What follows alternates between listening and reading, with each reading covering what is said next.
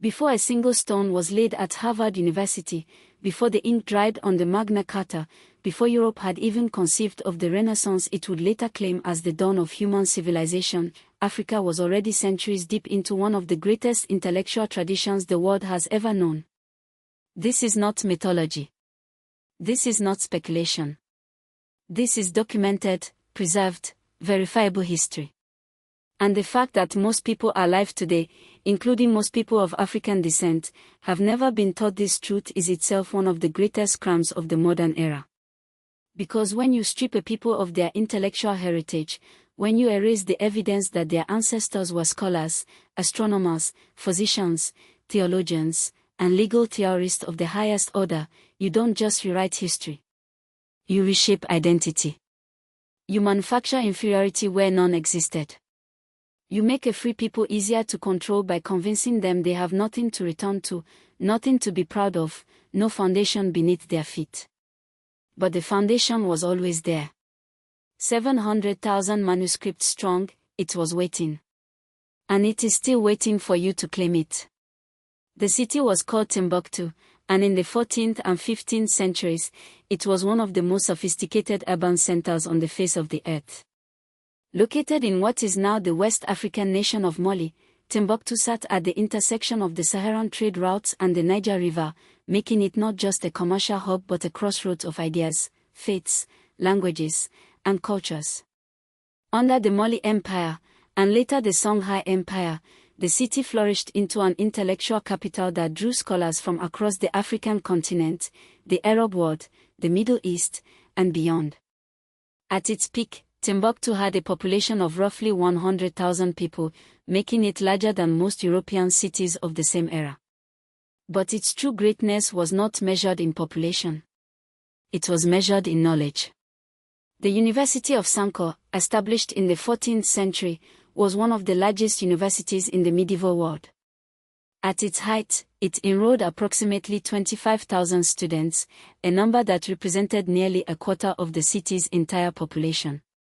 To put that in perspective, Oxford University, founded around 1096, had fewer than 3,000 students during the same period.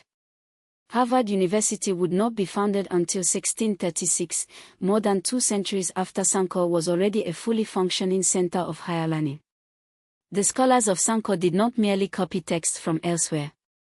They produced original scholarship in mathematics, astronomy, medicine, history, philosophy, Islamic jurisprudence, and what we would today call the natural sciences.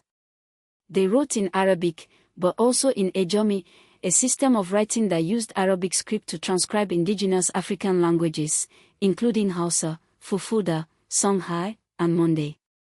Scholars like Ahmad ibn Muhammad ibn Ahmad al-Akib, and the great historian Ahmad ibn Muhammad Baba al-Masifai, known simply as Ahmad Baba at-Timbuktu, produced works of such complexity and precision that modern scholars continue to study them today. Ahmad Baba alone authored more than 60 books before the age of 40, and when he was forcibly taken to Morocco in 1593 following the Moroccan invasion of the Songhai Empire, he reportedly wept not for his freedom, but for the 1,600 books he was forced to leave behind, a personal library that was one of the largest in the known world. The manuscripts themselves covered subjects that colonial history insisted Africa knew nothing about. There were treatises on surgery and pharmacology, with specific instructions for treating cataracts, setting broken bones, and managing childbirth complications. There were texts on algebra, geometry, and the calculation of astronomical phenomena, solar eclipses, lunar cycles, the movements of stars used for navigation across the Sahara and the Atlantic. There were legal documents establishing property rights, inheritance laws, and contracts between merchants, evidence of a complex, functioning civil society with rule of law centuries before European colonial powers declared themselves the civilizers of the continent. And then came the erasure. It did not happen all at once. It happened in stages, each one designed to deepen the wound and widen the silence. The Moroccan invasion of 1591 under Sultan Ahmad al-Mansur was the first blow. His forces devastated the Songhai Empire, killed thousands of scholars, burned libraries, and sent the most prominent intellectuals, including Ahmad Baba, into chains.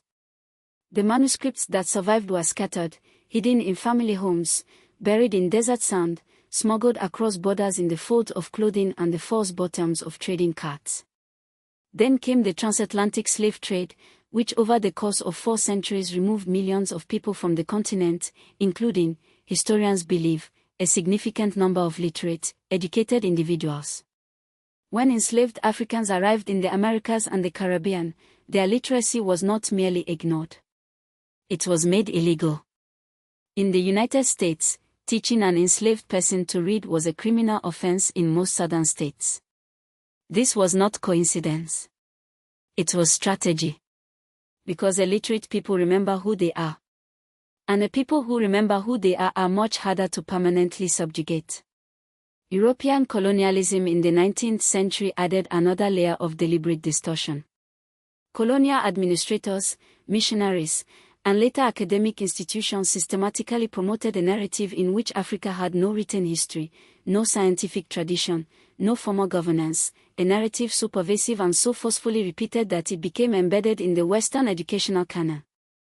The explorer René Caillie, who reached Timbuktu in 1828, returned to Europe to describe it as a collection of mud huts, a description that conveniently ignored the centuries of manuscripts, the architectural grandeur of the mosques, and the intellectual infrastructure that had made the city famous across the Islamic world for 300 years. The German explorer Heinrich Barth, who arrived in 1853 and was far more observant and honest, documented the libraries and scholarship he encountered, but his accounts were largely ignored in favor of the simpler, more convenient narrative of African primitivism. Hegel, in his lectures on the philosophy of history, declared Africa to have no history, no development,